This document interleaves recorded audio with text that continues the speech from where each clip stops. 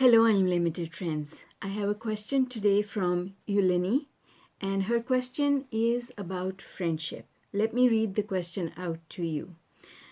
So she says, I want to ask about friendship. I used to love my friends and being around them. Suddenly, I realize they are supportive, but not in all aspects of my life. Not when it comes to me making progress. They are supportive when things are not going well. So, I have so much to say to you, Yulleni, but before I get there, let me introduce myself to those people who are here for the first time. Hi, I'm ZMAHOON from ZMAHOON.com, and I'm the author of 12 books on the subject of law of attraction. And on this channel, it is my objective to help everyone understand law of attraction in easy ways that can put things into perspective and give you the tools that you need in order to start applying law of attraction effectively. Okay, Yulleni, let's get to your question. So basically what you're saying is, I love my friends. They're there for me when things are not going well, so they do give me support. But when things are going well, they're not appreciating me. So, what are you doing when you think that way? There's an element of saying that you need other people's approval or you need other people's appreciation to make you feel appreciated or of value. See, the thing is, Yulleni, we can never have expectations like that of anyone. Because when you expect things from others, they will always let you down in the sense that they are not responsible for your point of attraction. They are not responsible for your joy. They are not responsible for making you feel good. That's your job. So, whether we're going through a good time or we're going through a bad time, either way, it is not our friend's job to shore us up. We should not need that shoring up because we only need that kind of shoring up in the absence of trust. When we don't really trust that the universe has our back, when we don't really believe that things are working out for us, we need someone else to tell us that. So that's when that kind of a friendship that you can lean on comes into play. The reality is, so there are two things going on. The reality is that Source will find people to help us with whatever we need. But in that situation, it's the trust that comes first and then the people show up. The way you're going about it is different. You're saying, I don't trust, therefore help me to trust that things will work out for me. It's a very different perspective on friendship, right? So, like something that I'll share with you is that when I was new in Canada and I was here as a single mom, my son was 18 months old. I had already started my journey, my law of attraction journey, and I would trust because I had no family, no support systems. I would always trust that the right person would show up to help me look after my children. And it always happened. The right person always showed up. So that's a very different way of looking at things from saying, oh no, you're my friend, therefore you should be helping me, right? I need you to fill this void that I have going on. So do you see what I'm saying? One attitude is whoever needs to show up will show up. And the other attitude is you're it and it's your job to show up. two very different ways of looking at things. So I don't really get attached to my friends in that way, in the sense that I don't expect them to be there to help me with things. But when they show up, I consider it a gift from the universe. A friend calls, it makes me happy. A friend reaches out, it makes me happy. But if they're not showing up, does not make me unhappy, because I don't consider it their job. So in the same manner, when things are going well for you, your friends don't have to cheer you on. It's like the difference between, so let's take an example of running a marathon. When you run a marathon, you run that marathon to make you happy, for what it does to you and how it makes you feel. It has nothing to do with who's lined up along the route cheering you on. Most of those people who are cheering you on, you don't even know them. So do you at that point in time say, oh no, you go away, it's my friend's job to be here to cheer me on? No, it's not. No, it's not. And we should not have to depend on our friends to be there. Because you see, the underlying little tone that I'm getting from you, that little vibration that I'm getting from you, relates to jealousy. What you're basically saying is, when things are going well for me, my friends are nowhere to be found. And they're really not supporting my progress. They're not sharing my joy.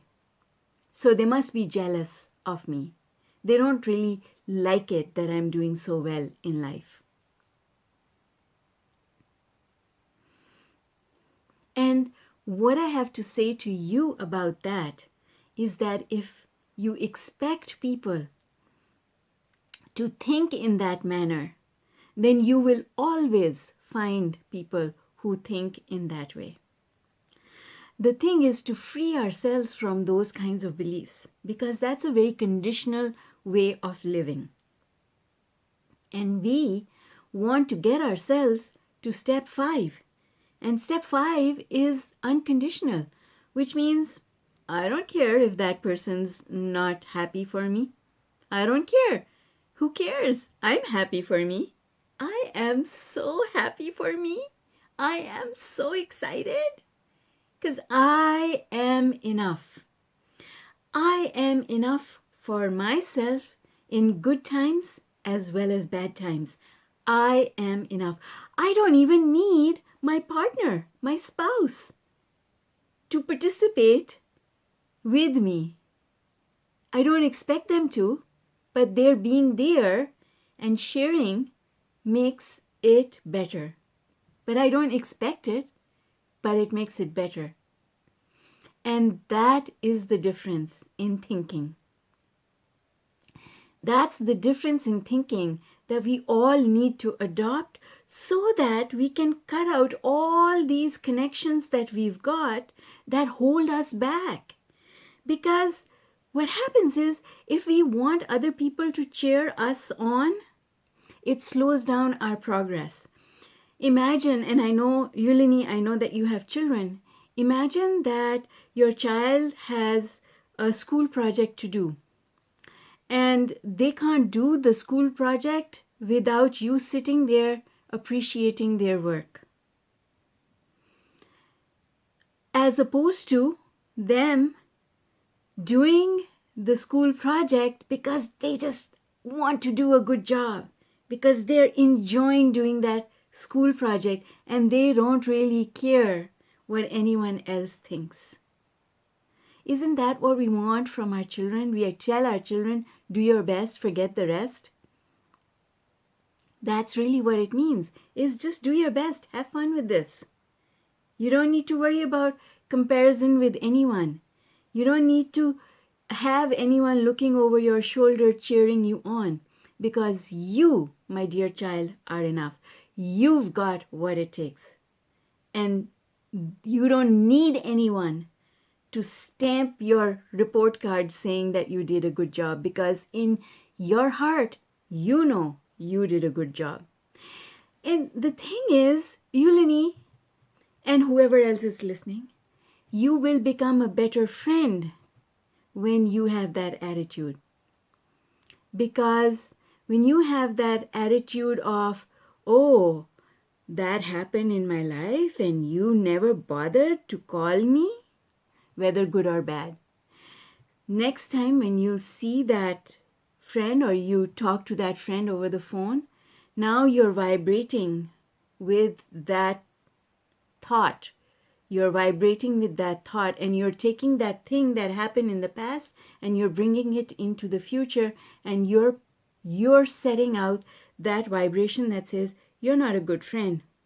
You should have called me and you did not call me. You should have been there to help me and you weren't there to help me. You should have been there to celebrate with me and you did not bother. You didn't think that my joy was important enough. That's a negative vibration. It brings you right down the emotional scale, and then you vibrate with that vibration. So now you're having a conversation over the phone with this friend, and the friend says, how are you? And you say, oh, I'm fine. But in the background, you've got that vibration going on. And guess what? Your friend, whether they're right in front of you or whether they're on the phone, they are picking up on your vibration. And they're thinking in their head, I don't know what I did, but she seems off with me. Well, you know what? I didn't do anything to deserve this treatment from her, so it must be her. And now they've got a vibration started up about you, which is not a positive vibration. So now there are two people negative on the emotional scale. So you see, it doesn't have anything to do with whether your friend didn't participate with you or support you when things were not going well, or whether your friends didn't come and celebrate with you when things were going well. It's your expectation that they have almost like a responsibility or a duty towards you makes you conditional. And therefore that whole relationship becomes conditional. Whereas the beauty of friendship is that it can be completely unconditional. The beauty of a friendship is that you don't see friends for years, but when you meet up, it's like you never parted. That unconditionality, which says, who cares if it was my birthday and you didn't call me? Who cares? Because my birthday, I'm going to have fun on my birthday regardless. Because I control the way I feel. You don't control it. But when you link how you feel to how other people are behaving, now you've given the control for the way you feel over to them. And that is not an empowering way to live life. So my advice to you is, don't worry about your friends. As long as you're happy, that's the only thing that matters. And the fact that they still show up when you need them, that really is important, isn't it? That makes you feel good, or doesn't it? It should. So find ways to appreciate your friends. The more ways you find to appreciate your friends, the stronger your friendship will become. And before you know it, you will be unconditional towards them and they will be unconditional towards you. And when you come together, the juices will flow. You will love each other and have such a good time hanging out. All right, that's all I have to say to you. I hope that this is useful, and bring on the questions. I love questions. Remember, before you leave, hit that subscribe button as well as the like button, and I'll see you in my next video. Bye for now.